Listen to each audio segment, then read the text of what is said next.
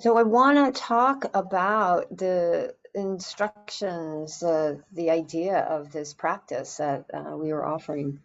We were practicing in the meditation. As I mentioned before, this is something I just remembered recently, although I had been working with it a few years ago. I don't remember where I heard it, and it's not uncommon, this invitation to relax, to observe, and to allow experience. It's a beautiful practice of equanimity. It's a beautiful way to move towards equanimity, this really releasing of attachment, this releasing of agendas, and just softening to the moment. It's great. It's a great meditation practice. I think it's something when we're sitting on our own we can use because it's so simple, so grounding, and it's a beautiful way to help us cultivate this continuity of mindfulness when we come off the cushion. The cushion's just kind of what we say when we talk about actual sitting practice, because it's not about getting good at meditation. It's about meditation creating the container, creating the ground from which we can move through the world in a wiser, more compassionate way. And so these three ideas of relaxing, observing, and allowing help us to cultivate mindfulness and help us to really deepen our understanding of the present moment. So I want to just kind of go through each of these, and the idea of relaxing is the foundation of the practice. When we relax, we create the conditions for mindfulness to arise naturally. It doesn't mean we become complacent. It doesn't mean we become lazy, but rather that we let go of any unnecessary tension and resistance. We carry a lot of stress. We carry a lot of worry. There's a lot of anxiety. There's a lot of stuff going on right now, as I mentioned before.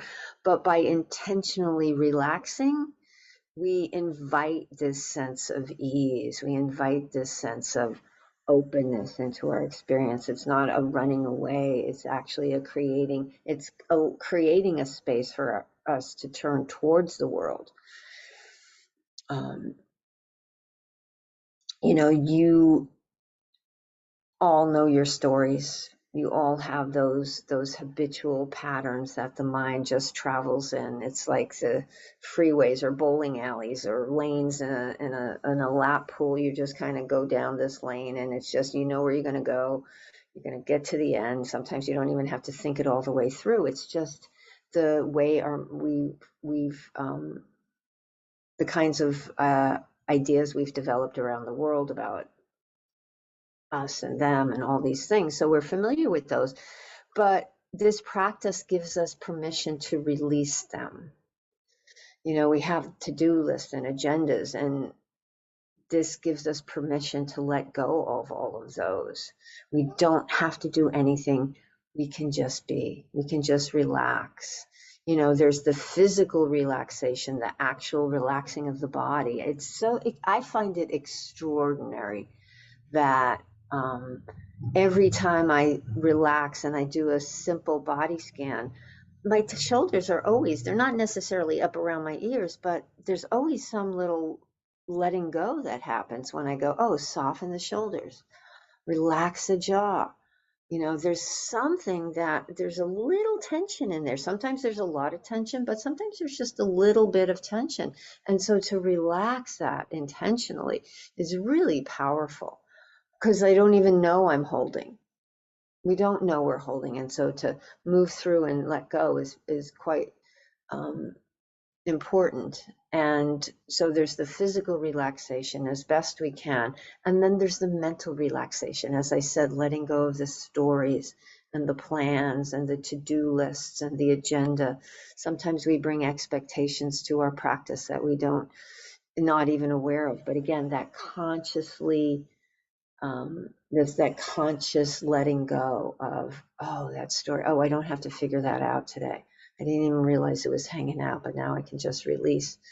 And in the Satipatthana Sutta, the Buddha's instructions on mindfulness, the foundations of mindfulness, he says, it's the simplicity of when you're walking, know you're walking. When you're standing, know you're standing. When you're sitting, know you're sitting.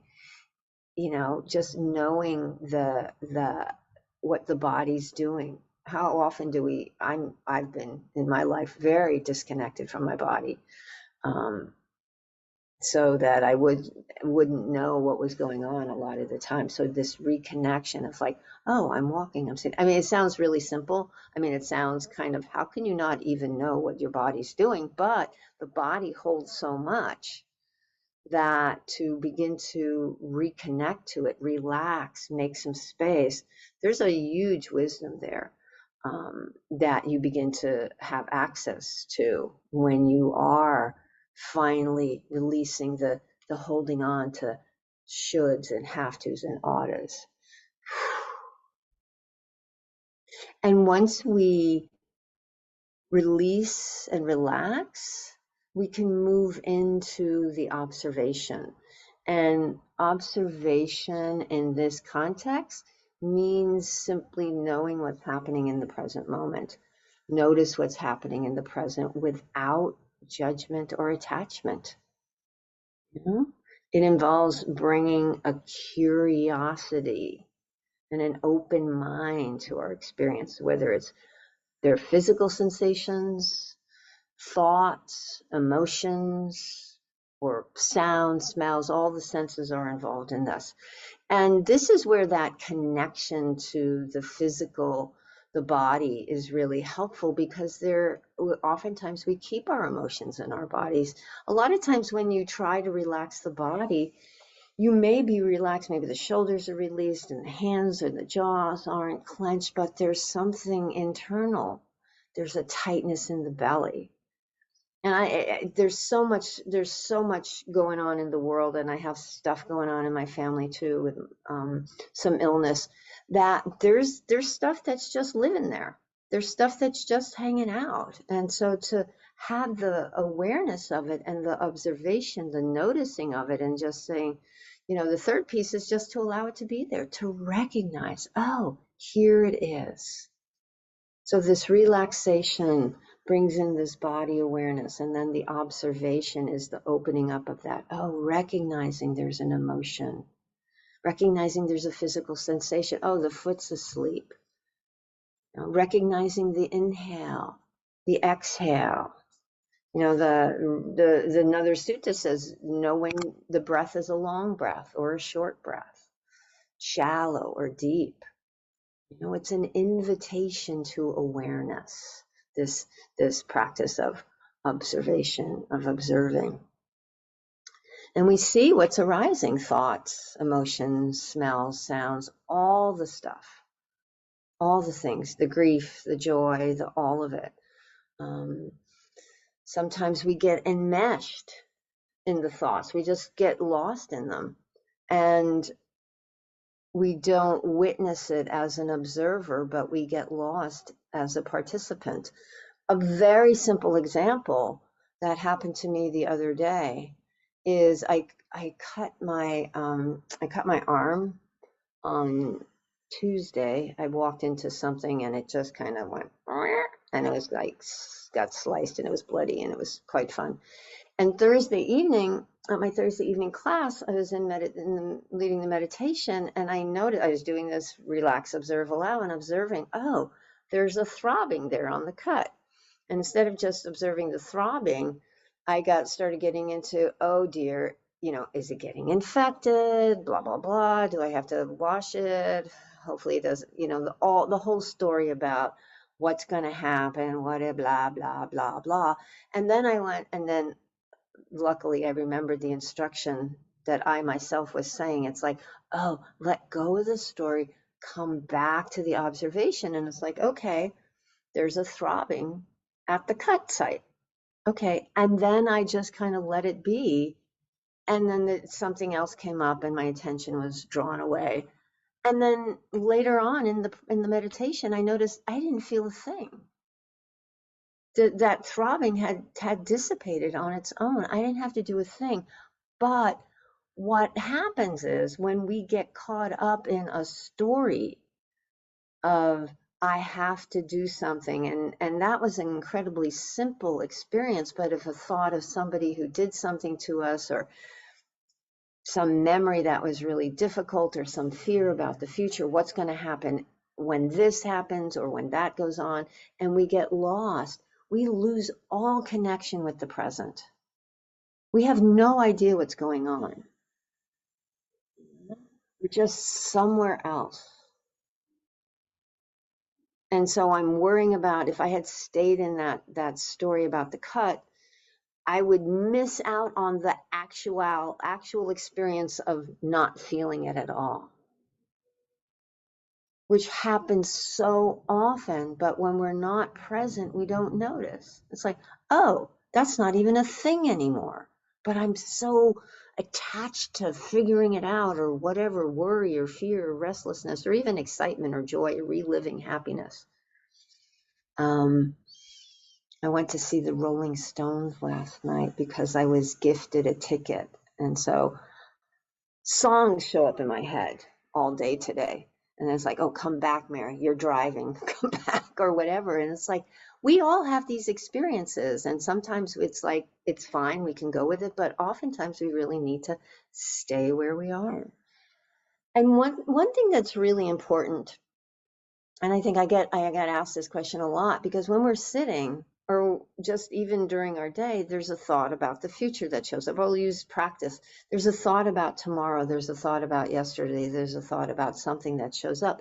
You can observe a thought about the future. You can observe a thought about the past. Like, oh, the thought comes up, what's for dinner? The stomach rumbles. You recognize there's hunger. It's like, oh, I wonder what's for dinner. Being fully present in the moment. Just having a thought about the future doesn't mean you're somewhere lost.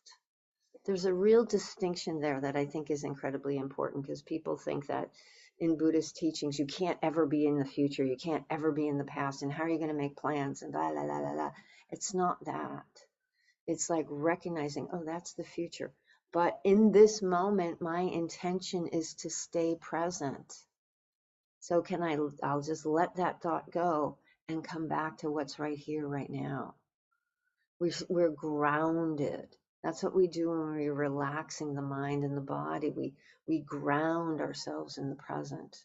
And the observation continues that grounding. We expand it. There's a spaciousness in our grounding that encompasses whatever comes by.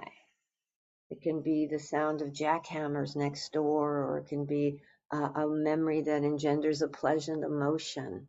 The memory may be yesterday. We don't get lost in that memory, but we can acknowledge the pleasant experience that's right here, or the grief that's right here. Whatever it is, we stay with the present.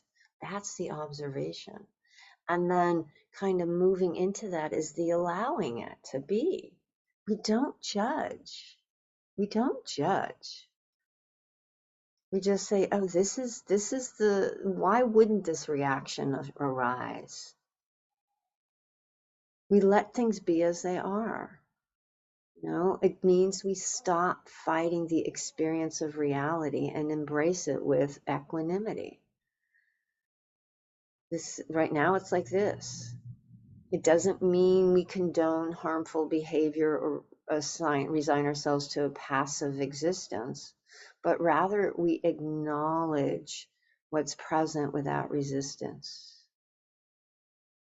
Equanimity is one of the heart practices. It's also one of the qualities that's at the end of many of the Buddhist lists. And it's this, I've often heard it described as the appropriate response to whatever arises. If there's joy, if there's a happy thing, there's joy. If there's a sad thing, there's compassion. We respond appropriately because we're fully present in the moment.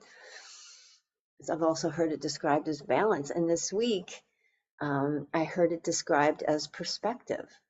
We have a big picture. We're not caught up in our tiny little small view of the world. We have a bigger perspective. So we can be with this moment.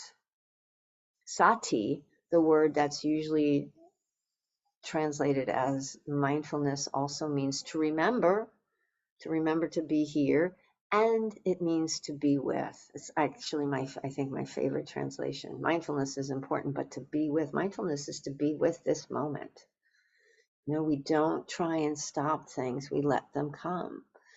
One of my favorite phrases, and it's not a teaching, I think it's kind of comes from a teaching, a story about Milarepa, who was a Tibetan wise man back in around 1000 AD, and there's many stories of him facing demons. But the idea is to, instead of having a fist fight with demons, invite them in for tea, because they're here. It's like have a seat. And I love it. Somebody gave me this cup. I may have shown it before, but it's these two little things sitting at a table, and the thing says to do tea with demons. So it's like, I'm just gonna have some tea. Hi fellas. You're really unpleasant. I'm not fond of you, but you're here. How can I make peace with the reality of this moment? Because when we fight it, it intensifies. It seems to make it worse. It's like whack-a-mole. It's not going away. It's just coming out over there, maybe even worse. So how do we say hello? How do we touch those emotions that may be painful? We soften. We open to them. We allow them to be here. This is a practice of equanimity. And when I was thinking about this practice this week, what also came to my mind was I was reminded of the book Zen Mind, Beginner's Mind by Shunryu Suzuki, which, if you don't know it, it's really quite an excellent book. It was written by Suzuki Roshi, who founded the San Francisco Zen Center.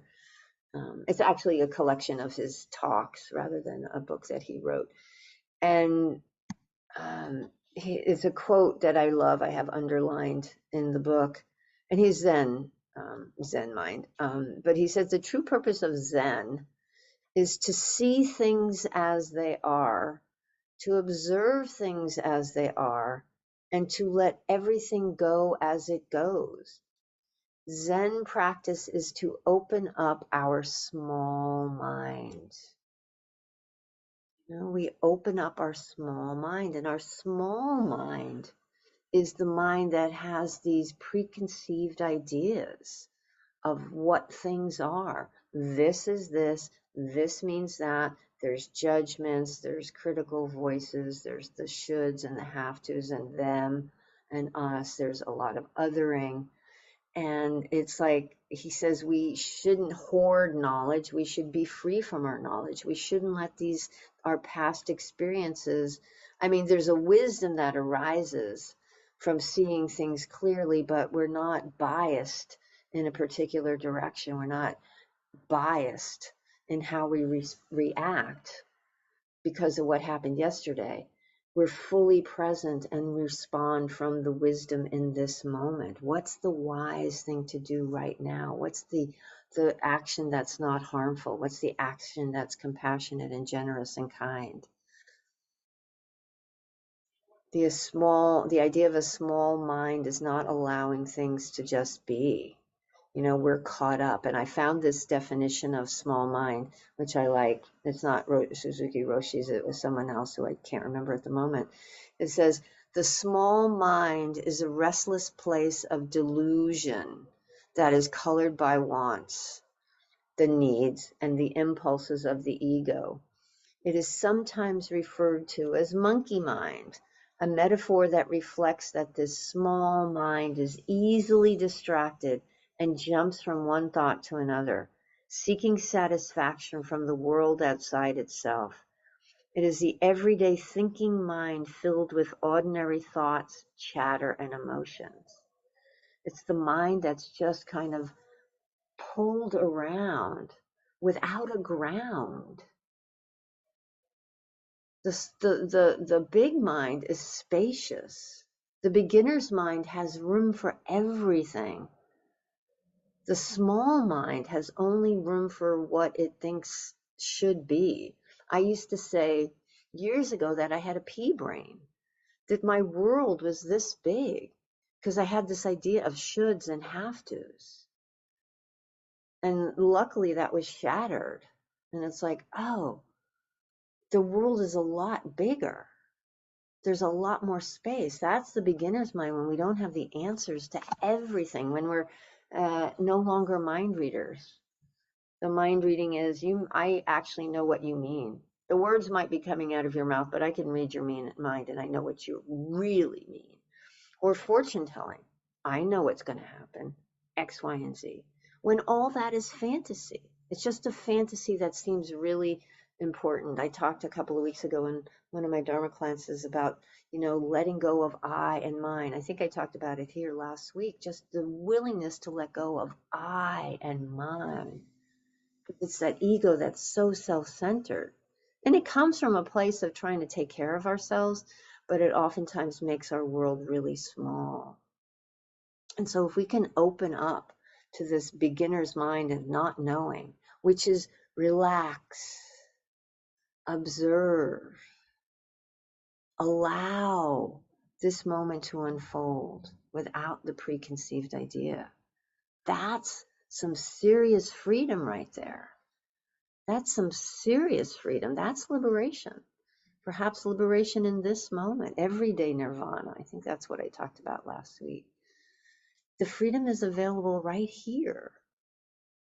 So this invitation is not just for when we're on our cushion, but we begin to create that foundation so that when we get up and go about our business, we have this continuity of practice. It's not easy, as you go about your day. Take some moments to pause. Take some moments to be present. I don't know what the weather was like where you were, but we had thunderstorms this morning, and the clouds were just gorgeous. And last night the moon came up. I was sitting on the horizon, and it was just stunning. And to pause and just take the time to be with, observe what's happening, and allow things to just be. I used to have, I know in Thich Nhat Hanh's places that he established, like Plum Village and Deer Park, they ring a bell periodically, not at any set time, but throughout the day, and everyone pauses when the bell is rung and brings themselves into the present moment. And I had an app on my phone.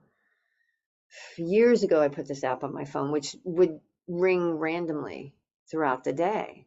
And the idea was to, same thing, pause, relax, observe, allow this moment to be. And for 2 weeks, I was doing it, and I'm like, I got this. I got this. And then after 2 weeks, it would ring and I'd be in the middle of something and I'd be, oh, stop, I don't have time to be mindful right now. And then eventually I just turned it off because I found it annoying. And I thought that was really funny. If I could take a step back and laugh, it's like, oh, I'm too busy to be present. I'm too busy to take 2 seconds to pause. But we do that. Oftentimes we're unaware of it, but we do that. And so this practice, we want to intentionally integrate it, maybe take some time, maybe every time you brush your teeth, maybe when you go for a walk. I quit listening to podcasts when I go to hikes. I used to listen to podcasts all the time when I went hiking or walking. Now I just kind of try and be present with what's right there. And when in difficult situations, it's really important to ground and observe our reactions, our internal reactions. What's coming up? And can you allow the situation to unfold without immediate judgment or resistance? That is really challenging because we have oftentimes an immediate reaction, an immediate need to do something, say something, react in a particular way. You think of it, the freeway, when someone cuts you off and you curse or you flip them off or whatever you do. That's a very easy example, but it happens a lot. So to begin to become more mindful, I'm I'm taking a class right now in nonviolent communication, wise speech. And a lot of it is about being grounded and about really being present for the other person, not jumping in, not kind of coming to conclusions about what they're saying. Again, not mind reading. What do they really mean? But really trying to connect both internally and externally. It's not easy. I've been doing this stuff. I've been trying to practice this stuff for a while, and I still get caught up in small mind. So that's why this continuity of practice, continuity of mindfulness is so incredibly important, because we don't get it overnight. It's not 8 steps to liberation. I mean, there may be 8 steps, but it might take you 27 years to go through them, because it's this continual peeling away of layers. The practice becomes more and more subtle. And often when we come to practice, we can get the low-hanging fruit, the things that really cause us discomfort and dukkha. But then there's the little nuanced things, because we still go back to our small minds. And how can we open? How can we be fully present? And sometimes we can be present in some areas beautifully, in other areas we still have that small mind. So I know when I was first starting to connect with the body, I was working with a teacher. I was working with Arena. Some of you know Arena from, was at Dalmadina for a while, and she suggested I do a body scan meditation. And so every day I found one, I think one of Gil Fronsdal's, and every morning I listened to this body scan. It was like 20, 25 minutes, and to begin to connect with the body, because I was so disconnected. And when I could begin to connect to the body, I could begin to recognize emotions instead of just shoving everything down. You start to make space for things and allow them to open up. Anger bad, push it away. Jealousy bad, put it away. Oh, hi. Have some tea. How much more ease there is when we allow reality to be just as it is. So I invite you to, find a way to practice this intentionally. Even just the idea of relax, observe, allow, just those 3 words sometimes. I think that's what a whole lot of the work in this practice is finding that little mantra, or finding that little saying that it kind of just be a nudge to, oh yeah, bring yourself back. Maybe feeling your hand on your leg, or taking a breath, taking another breath, or one of my favorites right now, it's like this. Oh yeah, right now it's like this, or relax, observe, allow. But finding a way to reground, finding a way to soften, finding a way to come into right where you are. We have to really be able to connect so that we can be present for emotions, especially difficult ones. And as I was thinking about this, I think it's all in service of an undefended heart. Equanimity is this capacity to be open to our lives, wisely, compassionately, gently, because there's, as I said, there's a lot. And it's about learning how to take care of ourselves too right now. All the time, but especially now. How do we navigate today? How do we navigate this world? Really important, so that we can show up for the world in a way that's kind, that's compassionate. So those are my thoughts on relaxing and observing and allowing. And I thank you always for your generous and your kind attention. And are there any questions, any comments, any thoughts, any clarifications, Diane? Okay. Well, thank you so much, my friends, as always, for being here. It's always such a delight to sit with you. So I appreciate it. And as Marisol mentioned, there's all the classes we've got going on throughout the week. And next Saturday, Ian's doing the half day at the Mizell Center, which is always wonderful. I get to do it in August. And yeah, any other announcements? No. And I think in the chat, there's a way you can support us. Donna is really an act of generosity of paying it forward to support ICD in its work and to support the teachers. And you can make a donation as makes sense for you, or you can become a monthly supporter, or you can just show up and be kind to each other. That's important too. So thank you everyone for being here. And we remember that we don't just practice for our own benefit, but we practice for the benefit of all beings. May all beings be at peace. May all beings be free. Thanks, y'all.